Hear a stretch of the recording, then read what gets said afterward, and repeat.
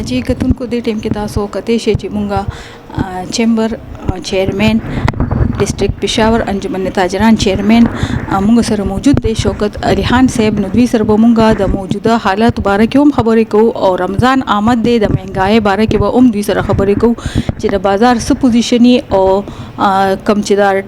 روډ باندې مختلف قسم رشونه دي د دې باره کې دا وی څه خیالات دي.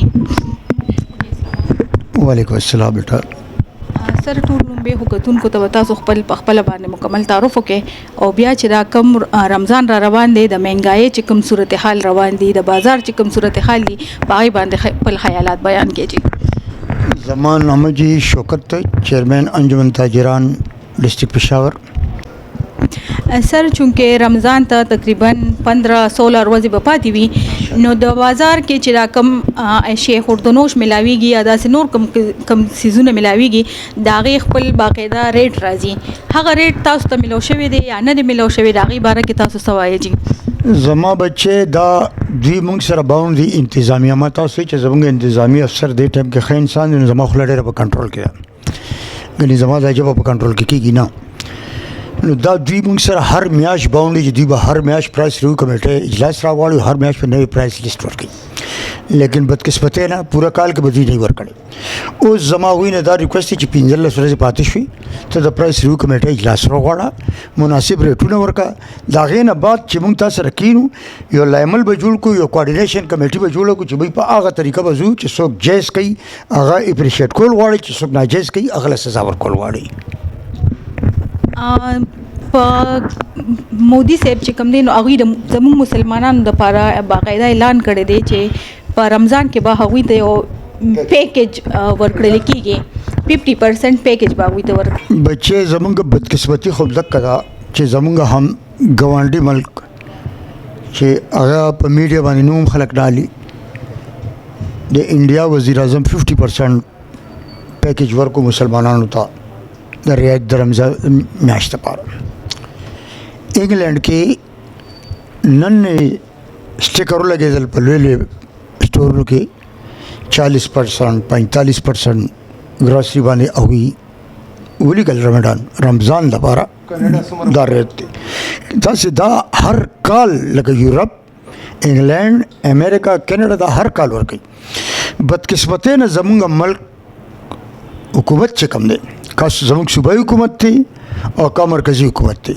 او بدقسمتۍ زموږ یو پارټۍ سره تعلق دی چې کومې پارټۍ سره دوی تعلق دی دې اړه ته چا خیال نشته چېرې مونږ دا خلک راځي غربت دی او دوی دا روژه را روانه چې دوی له مونږه څه پیکیج ورکو ریلیف ول ورکو نو هغه ریلیفونه چې دوی های بای شای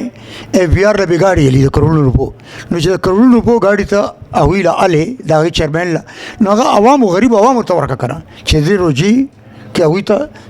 سکون میلو شي په سکون خو دا روجې تېرې کړي نو دا د افسوس خبره چې موږ مسلمان ملک زموږ دا حل دی هغه مسلمانان ملکونه نه دي د هغوی دغه حل دی نو فیصله ستاسو په لاس کې بچې د یوټیلیټي سټور باره کې تاسو خبره وکړله دې باندې 10-12 کاله مخکې ما ریډیو پاکستان کې زموږ پروګرام و ستاسو په نالج کې تاسو دا خبره یو ځل بیا راولم چې دا د پاکستان کرپټ ترین اداره ده کرپټ ترین اداره زه به ثابتوم ما سره زه به هوا کې خبرې نه کوم موږ وایي دا یوټیلیټي سټور دی بند کړي د دې په ځای اوس دا ګوره امیر سړی شوکت دې ځن لاړو سعودي اوچته کړه دا زما حق نه دی دا د غریب سړي حق دی د هغې په بدل کې دی دا په دې میاشت کې دا 2-3 میاشتو کال کې چې دوی کم پیکیج ورکوي د کورونه معلوم دي په کرې اوسېږي غریبانان د چا 300 یونټ راځي چا 400 یونټ راځي هغه دې ورته ډایرکټ ختم کړي زیرو کې دې ورته دغه دې ورته ډایرکټ پیکیج ورکړي بازار نه سودا لي یا چې دوی دا کارډونه روخ کې دي بېنظیر کارډ او عمران خان کارډ او نواز شریف کارډ دا په دې ول نغدې پیسې ورکړي یو غریب کور د پاره نغدې پیسې ورکړي دا ګوره تا مال روجې راکړې روجې ما سې دړې پرتی زه پهغې سوکم که زه واپس وړم نو هغه ظالم یې رانه په نیم قیمت تلي نو ته ماله پیسې راکړې چې زما ضرورت سې زه به اخوالم نو د دوی د کارډونه موږ زه اپریشیټ کوو اختلاف رای به هم ورسره وي خو اختلاف هم ورسې نشته نو د عمران خان کارډ دی که نواز شریف کارډ دی که د بوټو کارډ دی مهرباني دی وکړي په دې روجو میاشت کې دوی له نغدې پیسې ورکړي او 50 هزار روپۍ یو 1 लाख روپۍ چې دوی پې روجې او اختر په سکون کې تیر شي دا غې نه بعد پیکیج دې ته وایي پیکیج دې ته نه وایي ته خلک په لین کې ودروه او پیکیج دې ته هم نه چې لینډ کروزر والا راځي او هغې نه یې مال اچوي او پیکیج دې ته هم نه چې یو غریب سړي ته چې تور سي پیسټ هم والا دا پیسټ خبر نه دی غریب وړو والي که پیسټ والي زه خپل ډي سي محترم دې خبره سره 200% اګریم چې کم سړی به غلط کار کوي ناجایز منافع خوري به کوي غلی 2 نمبري نو جیل ته نه مچ جیل ته دی ولګي خو چې دې به روغ دکاندار پیغمبري پیسې ته د اے سی صاحبان به بې ګناه بې خطا ټارګټ خالي پوره کوي دا شی زموږ ته برداشت نه دی دا به مسایل پیدا کوي زه مسایل نه جوړول غواړم ستاسو د دې شیشې په وساتت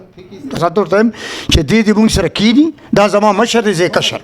چې دې دپاره ما تاسو له تجویز ورکړو چې کوارډینیشن کمیټې دوی له جوړ کړو موږ به ول هلکان ورکړو دې به چې ګور دا دکاندار ته ریټ دا لګېدلی او خرڅ کړی په دې ریټ دی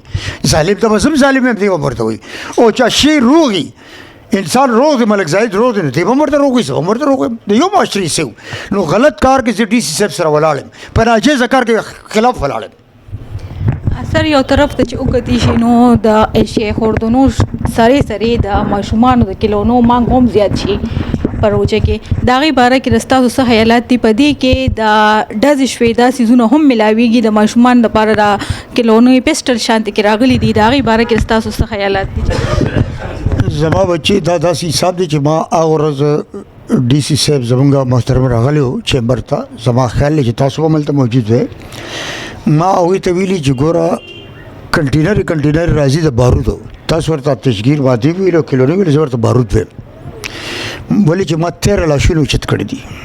13 لاشونه په 3 میاشتو کې اوچت کړي دي او بیا د هر یو مور په زړه باندې مې مرهمې ایښي دي چاله مې خپه ورکړ چاله مې لاس په تابوت کې ایښی دی او جنازه م کړی تللی زه هغوی ته دا یم چې پیل خو دا رکو کې دوی مکې خبره له راځم چې دوی ډیوټیانې والي دوی سیلز ټیکس والی دوی انکم ټیکس والی دوی لایسنس یې ورکوي د دوی لایسنس دی 14 اګست باندې تماس خان سټیډیم کې په مینار پاکستان باندې دا نه چې په پیپل منډی او په خدادات کې او په مال جنګي کې او په کوڅو کې دې لایسنس یې نشته دا کنجسټډ ایریا دی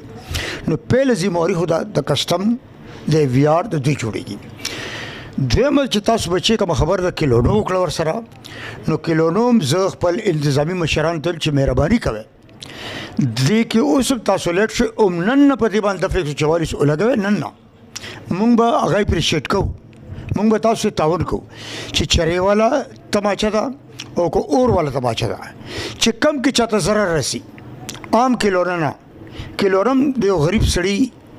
کاروباري چیز دی پوره کال دی یو د اختر سیزن ته ناست دي نو زه د اختر سیزن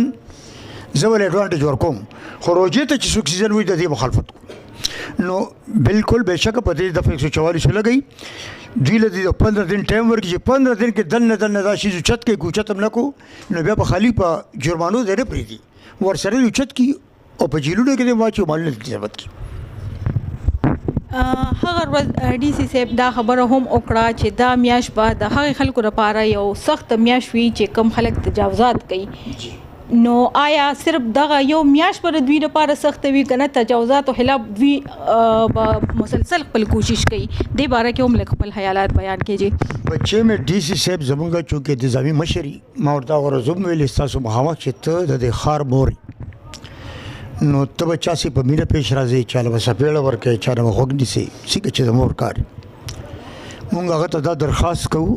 چې دا ناجایز تجاوزات د الفاظ ته زما غور وکړئ ناجایز تجاوزات ناجایز تجاوز تاسو چې دې ځای کوشئ مخامخ زما دکان دی پهله زما دکان وګورئ که د هغې مخې ته زما چپل پراتی هم دې ماله د هغې سزا راکړي